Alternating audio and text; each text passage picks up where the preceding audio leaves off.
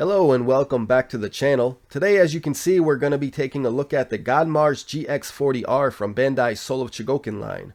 What makes this different from the previous GX-40 model is that this one was slightly recolored to match closer with the original GX Chogokin figure, originally released here in the US under the Chogokin line. In addition, it does also include some extra weapons and accessories. For those not already up on the history, these are basically very high-end updates on the same line responsible for the original Voltron figures, known in Japan as Go Lion. This is a fascinating figure in that its anime originally aired from 1981 to 1982, the same time as Go Lion, aka Voltron, and it's my understanding that this, as well as several other shows airing at the time, really overshadowed Voltron over there in terms of popularity. If you're interested, you can catch this anime in several different ways nowadays. It does have a standard definition Blu-ray release, as well as being available on several different streaming services. Now with that intro out of the way, we can go ahead and take a look at the actual robot itself.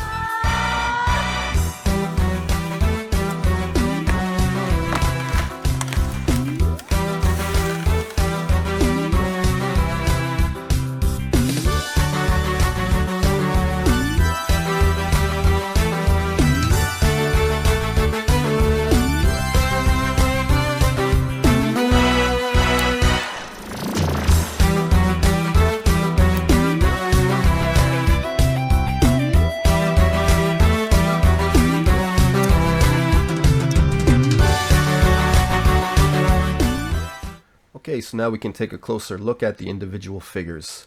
We'll start with the star of the show, which is Gaia.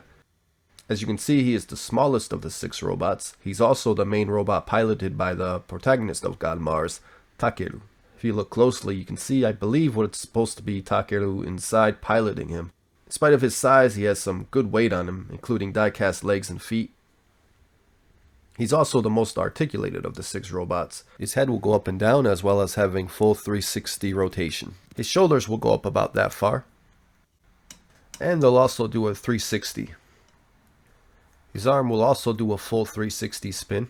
He has a full bend at the elbow. His hands are on a ball joint which can be swapped out, and his torso will also do a full 360 around. He also has an ab crunch back and forward. You can actually pull his legs out from underneath him, which will give you a full range of motion forward and back. His knee will do a full bend. He has a really nice swivel on his ankle, and you can also adjust his toes up and down. So all in all, Gaia has some really nice articulation. I mean, you can really get some nice poses out of this guy. So in spite of his small size, I would definitely give Gaia a thumbs up. He's a really nice figure and a lot of fun to play around with. Okay, next up is the largest of the 6 robots, Majin Sphinx. Sphinx is a very heavy quality figure all around. Just about all his body is completely die-cast. You can see he's a very stiff, blocky figure. In spite of his blockiness, this is actually a very anime-accurate toy. You can see some really nice paint and sculpting on his head and really all around. Unfortunately, mine came with a tiny scuff mark on the chest. I don't believe this came out of the factory this way though, rather it was mishandled in shipping. Like Gaia, he has a translucent chest window. As we'll see later on, this will actually open up to house Gaia, who sort of acts as the pilot for God Mars, who was in turn piloted by Takeru.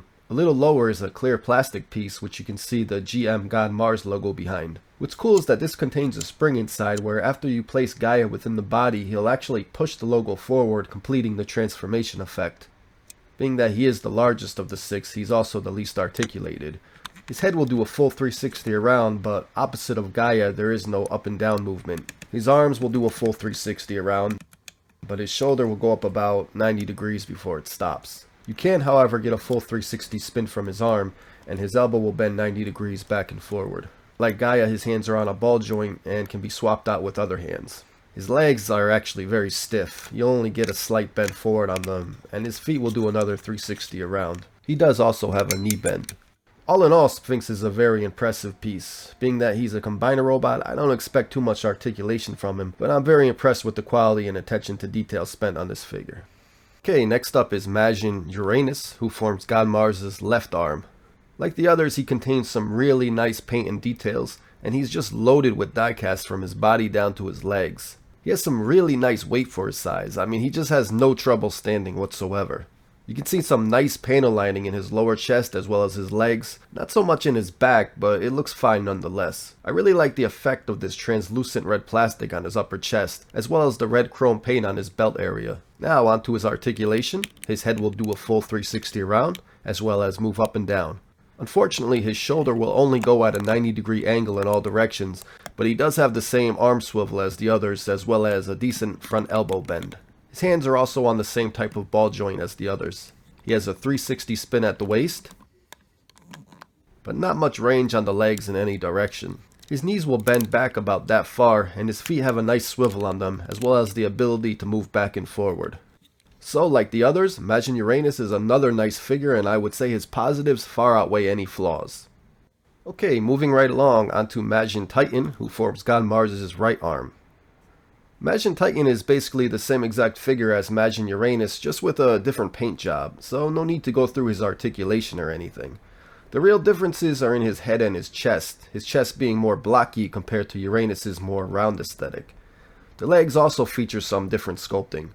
His paint has more of a chrome finish to it, and he has that cool translucent chest piece. There's really not too much more to say about him, being that he is basically the same figure as Majin Uranus, so we'll move on from here. Majin Chin is up next, who forms God Mars' left leg. This is another nice size figure. He's actually almost as tall as Sphinx. He's almost completely all black and silver aside from his center window and a few spats of red, yellow, and green. His aesthetic is a bit similar to Titan, having that more blocky chest with the translucent window in the center. He has some really heavy solid die-cast in his legs and feet, with his top half being mostly plastic. I really like the simple yet detailed look of this figure. I just can't get enough of these 80s designs. It's that same old cliche, they just don't make them like this anymore. He's also relatively quick and easy to transform compared to the first three robots that form Mars. His articulation is a bit stiff, similar to Uranus and Titan, but without the waist swivel. His head will go up and down, as well as do a 360. His arm will do a 360, and the rest is pretty much the same as Uranus and Titan. His legs will go forward and spread just a bit. His knee will bend, his feet will move back and forward, and give you a tiny bit of swivel to the side. In spite of his stiffness, he still makes for a very impressive display piece, and this, like the others, is another big thumbs up for me. Last but not least is Mazen Roth, who forms God Mars' right leg. Again, this figure is basically the same as the last one, aside from differences in his aesthetics. He has some really nice chrome colors. The contrast works really well, especially in the legs with the yellow and red. Not exactly anime accurate compared to the GX40, but it looks cool nonetheless. Dare I say it looks better than the anime? In fact, this figure in my opinion has the nicest colors out of the bunch. From the head you see the yellow dome with the panel lines, the red 6 in between, blue eyes, silver face, down to this awesome gold chrome highlighting his upper torso, to the darker gold in the belly and belt area, and the awesome die-cast thighs and feet. Ra really knocks it out of the park in the paint area.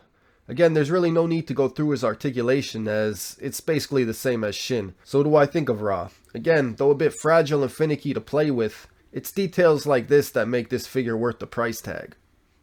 Okay, and now the moment we've all been waiting for. It's time to form God Mars.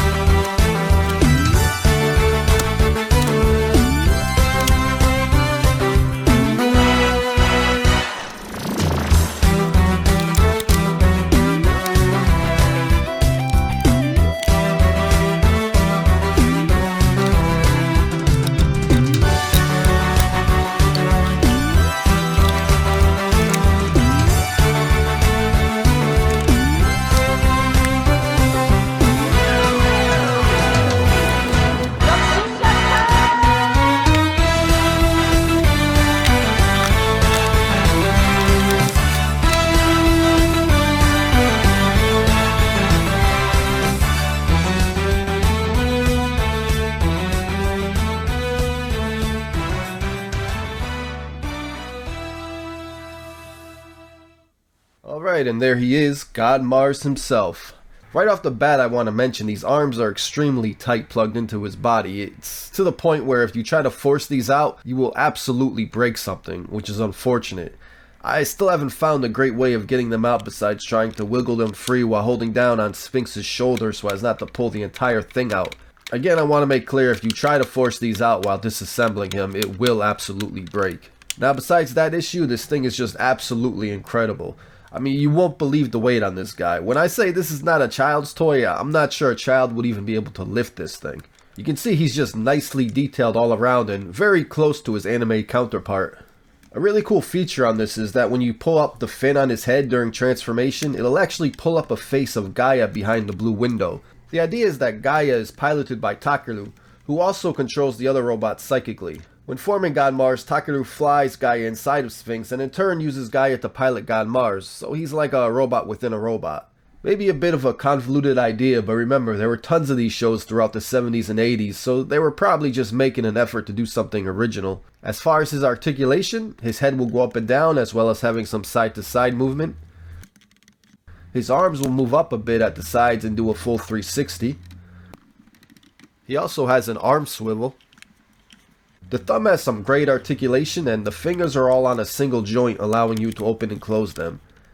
His legs are all the same as Sphinx, having a swivel as well as a knee bend, and the feet will also swivel. So not great articulation, but that's pretty standard for a figure of this magnitude. He does also include his sword, which always completes the look of one of these super robots. Like the rest of this figure, it's of a very nice quality and sculpt. And he actually comes with a different sword as well. I have to say that this is my very first sold Chogokin figure and I'm very impressed. Unboxing this guy really took me back to opening Voltron for the very first time on Christmas morning in 1985. It was surreal actually. Just the quality and detail of craftsmanship here is impeccable. I'm astonished on how accurate he is to the anime in both robot forms as well as God Mars itself. Really, the only difference is in the colors, which were deliberately altered with this re-release to match closer with the original figure. And even the color changes, you can argue, actually look better than the anime. So aside from how finicky and fragile this thing is to handle, I would still highly recommend it for anyone who is considering picking one of these up. It's not a cheap or even affordable figure by any means, but if you are a collector and you do purchase one, you'll feel as if it was worth every penny. So that's all for now. I thank you again for watching. I'll continue making an effort to improve the quality of each and every new video, and I will see you next time.